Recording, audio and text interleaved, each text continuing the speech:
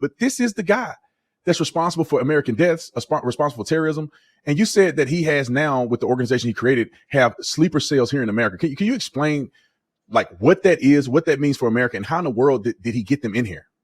Yeah, really, really simply, starting the end of 2021, Al-Qaeda started plotting an attack here. So starting in 2022, they started sending terrorists here. The majority of them, as you can imagine, came over the southern border with fake identity documents. So like, let's say he sent a Syrian terrorist here. He might have a Turkish passport. He came over the border. So he's now here with a Turkish identity. Even if he was on a watch list, it doesn't matter because he's under a fake identity. Another way they did it is they used some of these fake identities and they went into other pipelines. One pipeline was kind of how we evacuated special immigrant visas from both Iraq and Afghanistan. So some of the terrorists went in those pipelines. Another pipeline is they came in different education programs like through universities, et cetera. So some unfortunately came here legally as well. And so their intent is there's a multiple terrorist group supporting Al-Qaeda's plot, and they're all running different pieces and different cells for kind of a massive 9/11 style upcoming plot here.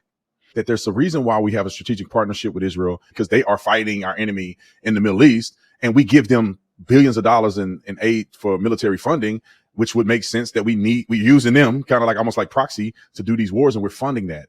Can I bring up one thing about the funding, though? So the interesting thing is when we fund our allies, for example, in these cases, a lot of that is the money stays here in the United States. We buy the weapons and we fund them that way. So that's also how we kind of support our own military, right, through these sales to our allies. Because you can imagine we can't just sell weapons to anybody.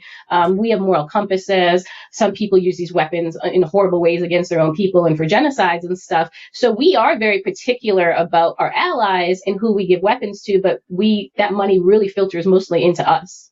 That makes sense.